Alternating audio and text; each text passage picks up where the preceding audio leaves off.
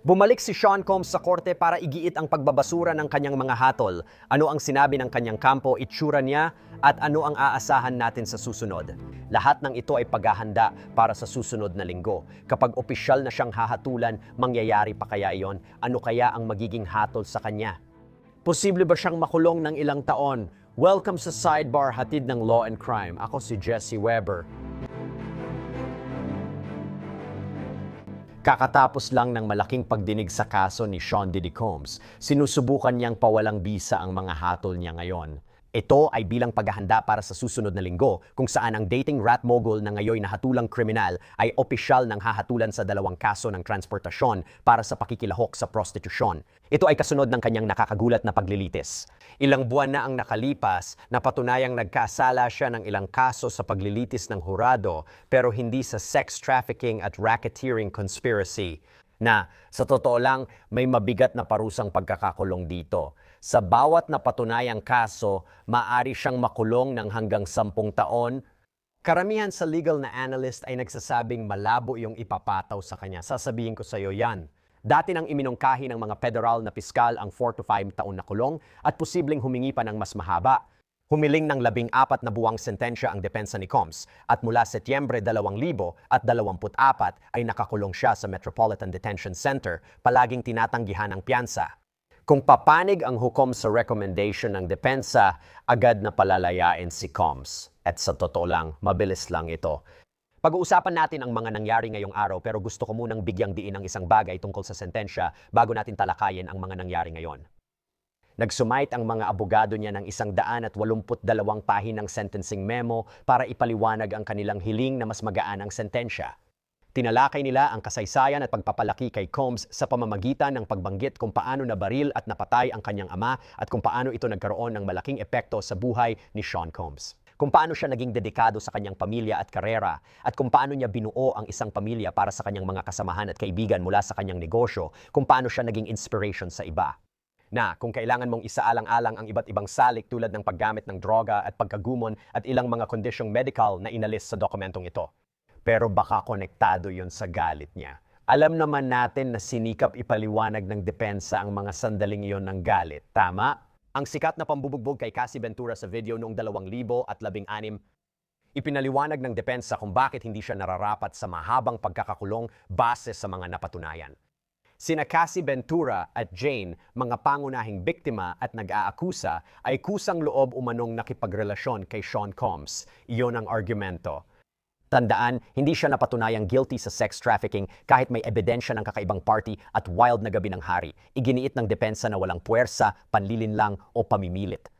Na yung mga lalaking escort na naging bahagi ng transportation para sa mga kasong prostitution ay malaya raw na pumayag sa mga nangyari ayon sa kanila. CP, ito lang ang natukoy naming kaso kung saan sinasabi ng gobyerno na ang mga professional na consenting adult na lalaki ay naging biktima ng Mann Act. Ang Mann Act ay ukol sa transportation para sa prostitution.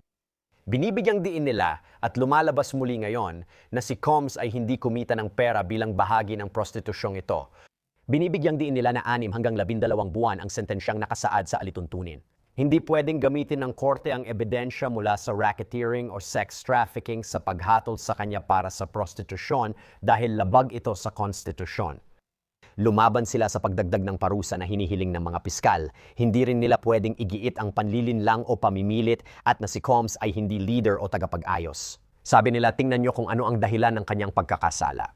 Ipinapahiwatig nila, tingnan ninyo, sapat na ang parusang naranasan niya dahil mahigit 1 taon na siyang nakakulong sa masamang MDC. Iginiit nila ang 14 buwang sentensya at may ilang nagsumite ng liham ng suporta para kay Sean Combs sa korte bilang paghahanda sa paghatol. May liham mula sa kanyang ina, si Janice Combs, na nagsulat ng ganito, "Sumusulat po ako ng liham na ito upang pakiusapan ang inyong karangalan na sana'y kaawaan ninyo ang aking anak. Si Sean ay palaging mapagmahal at maalaga na anak. Sa Disyembre 21 magdiriwang ako ng ika-85 kaarawan. Gusto kong makasama ang anak kong si Sean sa huling taon ng buhay ko. Sa kasamaang palad, nagawa ng aking anak ang ilang malalaking pagkakamali sa kanyang buhay na alam kong kanyang kinikilala. Sumulat ang ampon niyang kapatid na si Keisha Combs na ipinagdarasal niya na sana hindi ito ang katapusan ng kwento ni Sean, kundi simula ng mas makabuluhan at marangal na buhay. Mayroon ka pang mga liham mula sa mga kapwa bilanggo, isa na rito ay mula kay Raymond Castillo na sumulat, "Iniligtas ako ni Ginoong Combs." Hindi lang niya pinagbubuti ang sarili, kundi pati-pati ang mga nakakasalamuhan niya at nagiiwan ng positibong epekto sa iba. Kahit nakakulong at kaunti ang gamit, nakita ko ang taong ito na gumawa ng kamanghamanghang bagay sa lugar ng pagkakahiwalay. Nakita ko si Ginoong Combs na nagbubuklod sa lahat ng lahi at etnikong grupo. Bilang nagkakaisang grupo, may isa pa kayong bilanggo na sumusulat dahil kay Ginoong Combs. Lahat ng tao sa unit ay maganda ang pakikitungo at ugali sa isa't isa at para sa marami, ito ay isang hakbang pasulong para maging mas mabuting tao paglabas nila ng kulungan. Kaya kung iisipin mo lahat ng yan, tama ba? Yung hatol na yon mangyayari pa ba talaga o matatanggal na lang ang mga kaso niya? Kailangan nating pag-usapan ang nangyari sa pagdinig ngayon kung saan tinangkang ipatanggal ni Combs ang mga hatol. Ngayon, tatawagin ko ulit si reporter Elizabeth Milner ng Law and Crime Network. Elizabeth, masaya akong makita ka at pag-usapan ito. Maraming salamat. Grabe ang eksena sa pagpasok. Sobrang daming gustong pumasok. Nandoon ka na mula 6:00 ng umaga. Oo, nandun ako ng maaga, mga 6:30 ng umaga. Pagdating ko, may pila na agad. Karamihan ay mga taga-media. Pero nagkaroon kami ng pagkakataon na ilista ang aming mga pangalan, tapos bumalik na lang mamaya. At nung bumalik ako, mas dumami pa ang tao at nagulat ako sa laki ng interes nila. Para sa akin, parang isa lang itong karaniwang procedural hearing. Pero sa tingin ko, marami talagang tao ang gustong makita si Sean Combs sa huling pagkakataon bago niya tuluyang malaman ang kanyang kapalaran. Oo, kamusta itsura niya? May courtroom sketches tayo at parang mas payat siya ngayon. Oo, naisip ko rin yon. Ayokong magkamali ulit ng interpretasyon ng iba katulad nung 1 taon nang sinabi kong sobrang payat siya. Wala namang ganun, pero pakiramdam ko mas payat siya kaysa nung trial. Napansin ko rin na malaki ang suot niyang MDC jumpsuit na ikinagulat ko. Kabaligtaran ng inutos ng hukom na dapat ay mga sweater, slacks at iba pang ganong damit. Kaya pumasok siya na nakatan khaki suit at parang ngumiti siya ng malaki. Nagulat ako dahil matagal na mula nang huli niya kaming makita, pero tingin ko para iyon sa pamilya niya. Yung mga ngiti niya para talaga sa kanila. Nandun ang pamilya niya. Nandun ang pamilya niya at buong pamilya talaga. Kasama doon si Keisha Combs, Lawanda Lane, na siyang nag-aalaga sa kambal na babae habang nakakulong si Sean Combs.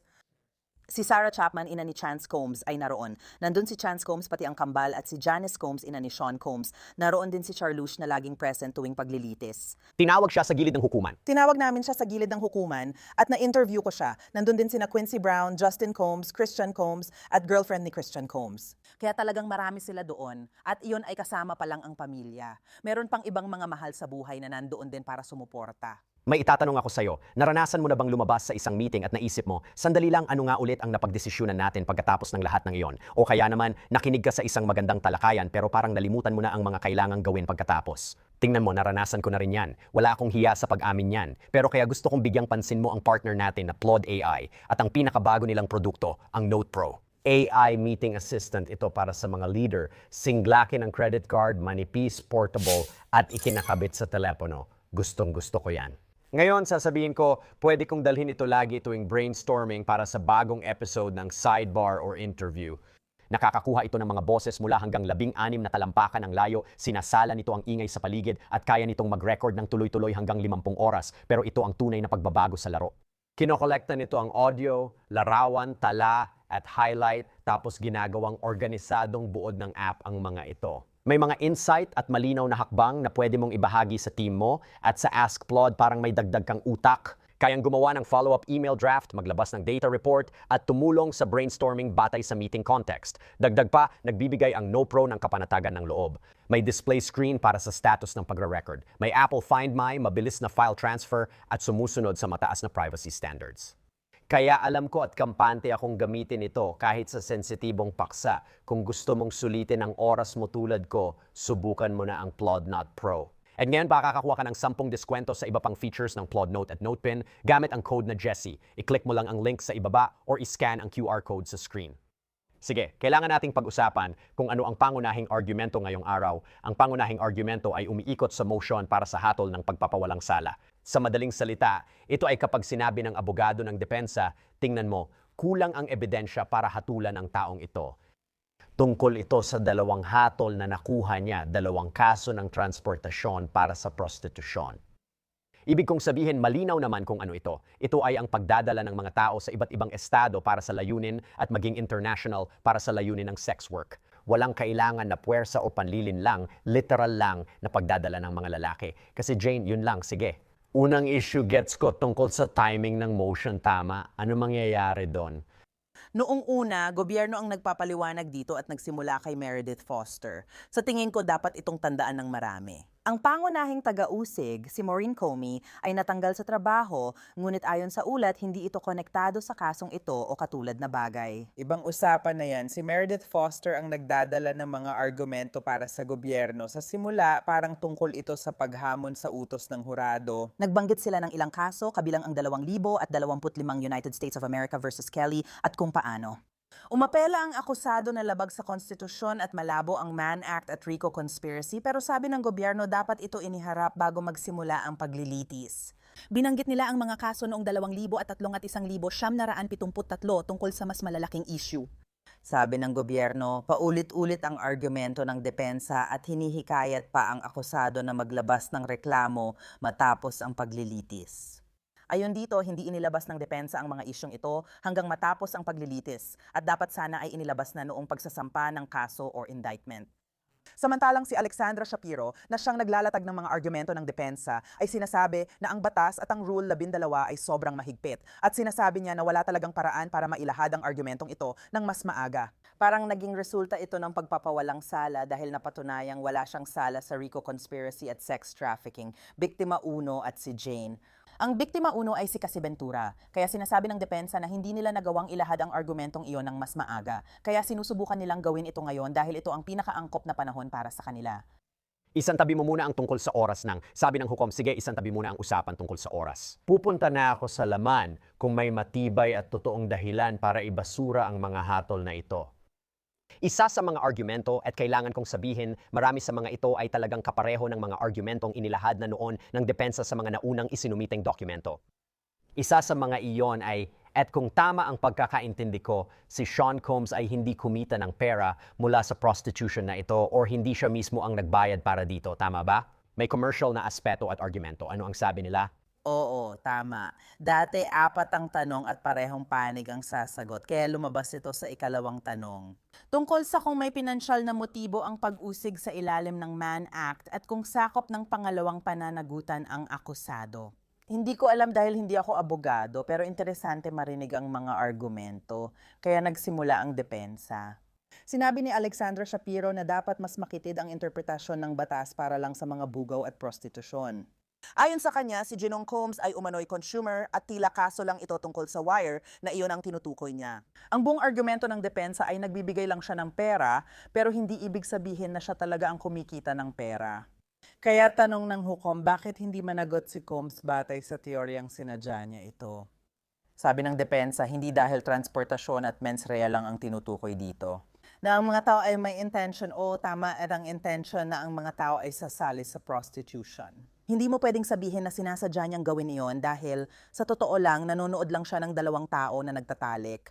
Halos ganoon. Pinag-uusapan ng depensa ang pera at paano nila dating sinabi na ang pera ay para sa oras. Hindi naman talaga ito para sa sexual na layunin, hindi ito iyong tipikal na sitwasyon ng isang prostitute. Sinusubukan lang nilang ihambing iyon.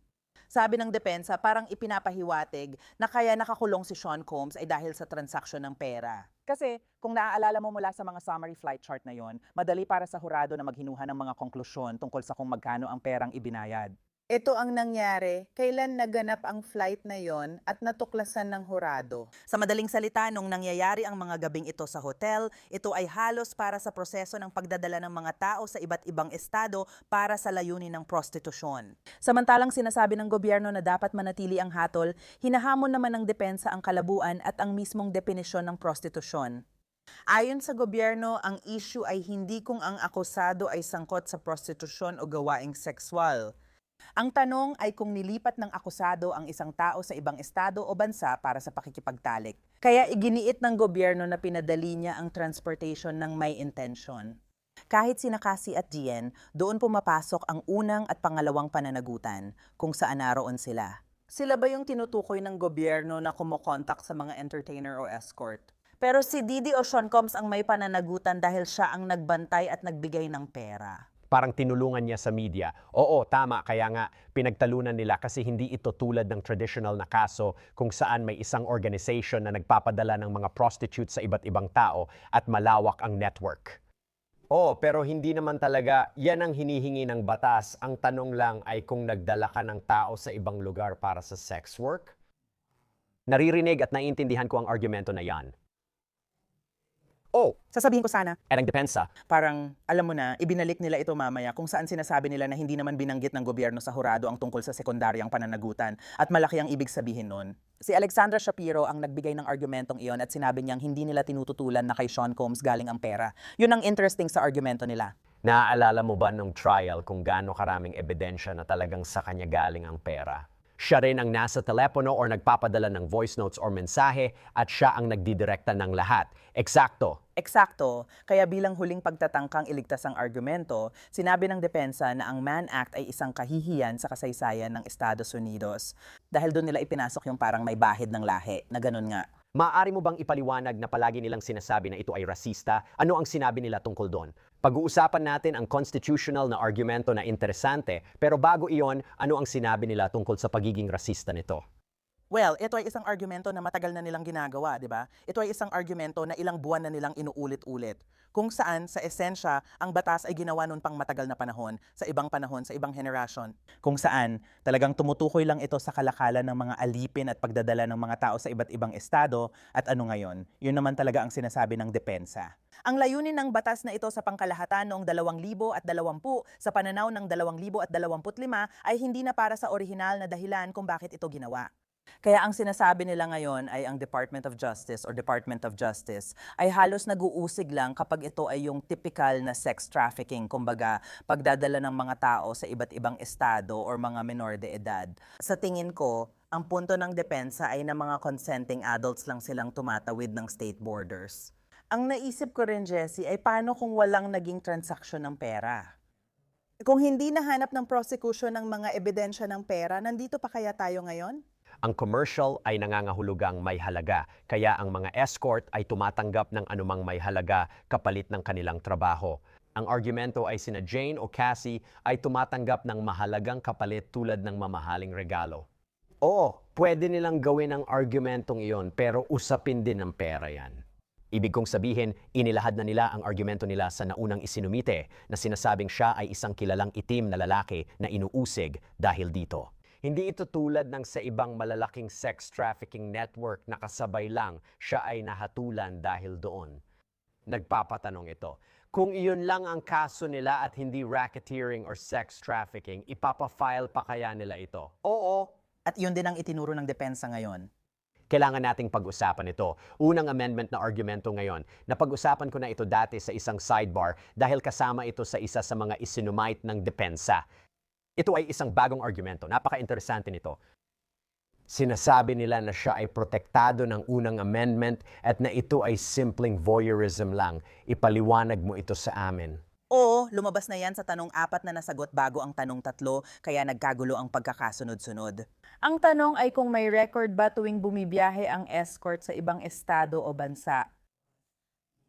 Yung mga pagkikita ba na to, mga gabi sa hotel, mga kakaibang karanasan, lagi ba silang kinukunan ng video? At sa kabilang bahagi, yung pangalawang tanong doon ay, mahalaga ba talaga yon? And kaya ang gobyerno, sa totoo lang, ay sinasabi na hindi naman talaga mahalaga yon. Madalas kinukunan ng video ang mga escort at ipinakita sa ebidensya na lagi niyang nire-record ang gabi sa hotel at kakaibang karanasan.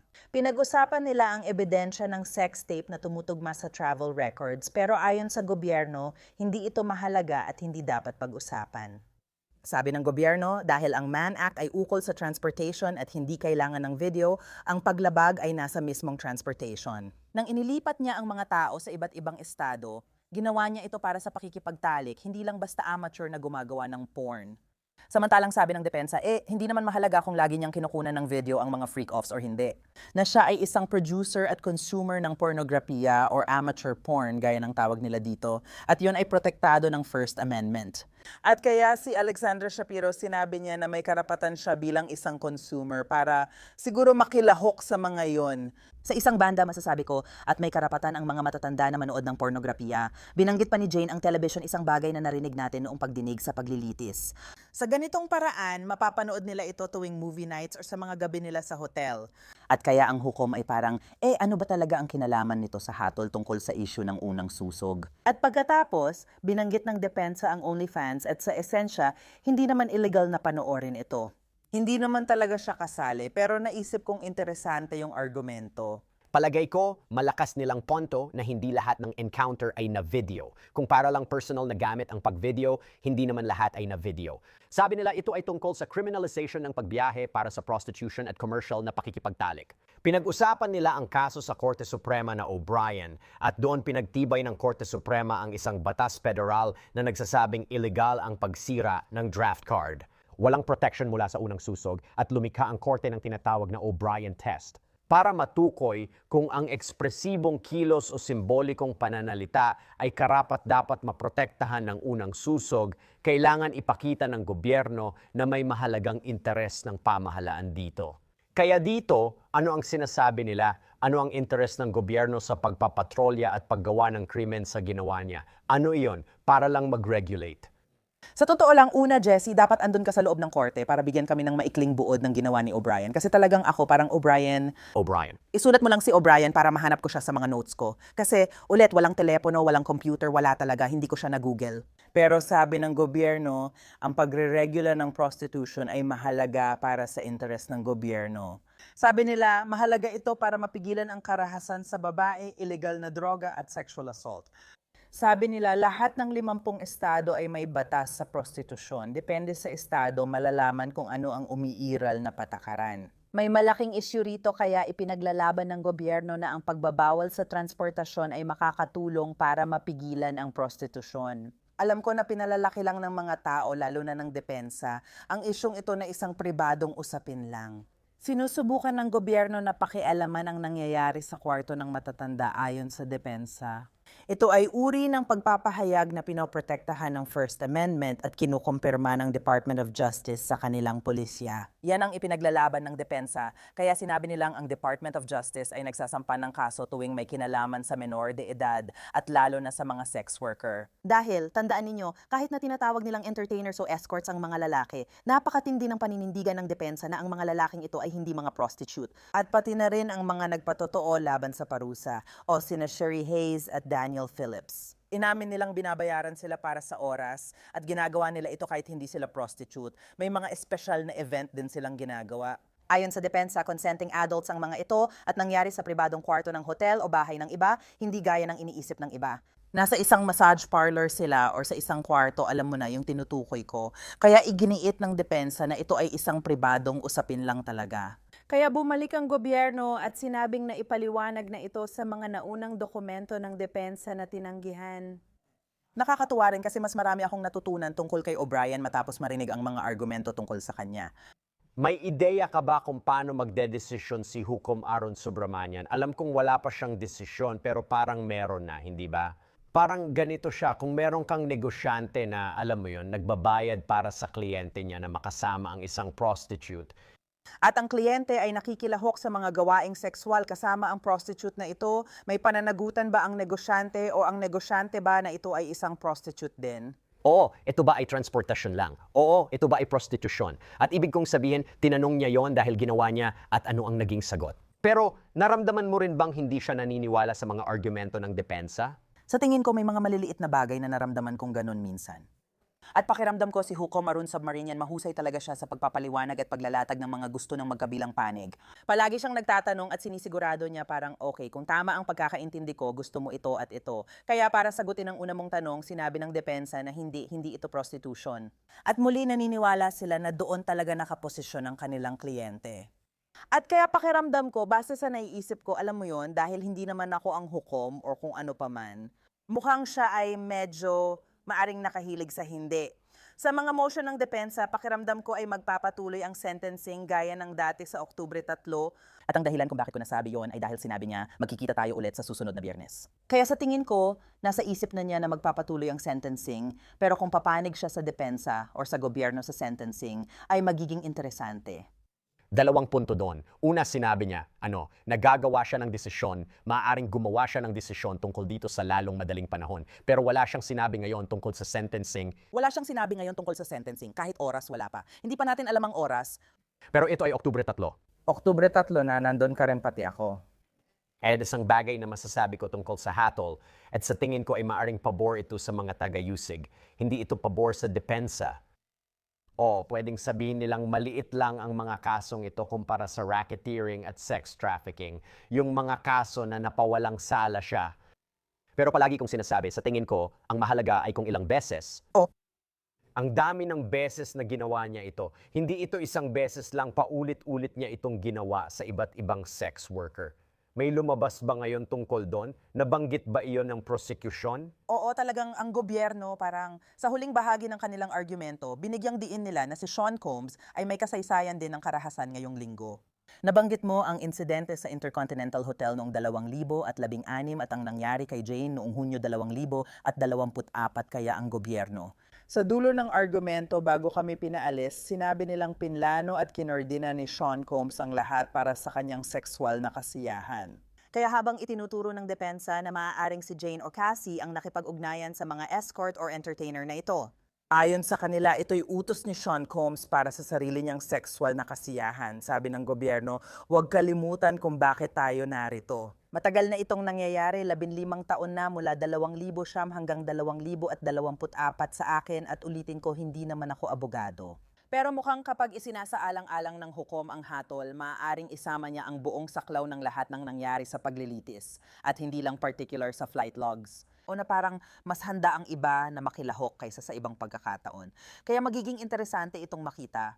Malalaman natin kung tama o mali tayo. Oo, sa susunod na linggo, Elizabeth Milner, ang saya kang makita ulit. Masaya ring makita ka, salamat. At iyan lang muna ang meron kami para sa inyo dito sa Sidebar. Maraming salamat sa inyong lahat sa pagsama sa amin. At gaya ng dati, mangyaring mag-subscribe sa YouTube, Apple Podcasts, Spotify, or saan man kayo nakikinig ng inyong podcast. Sundan ako sa Instagram o X. Ako si Jesse Weber. Magkita tayo muli.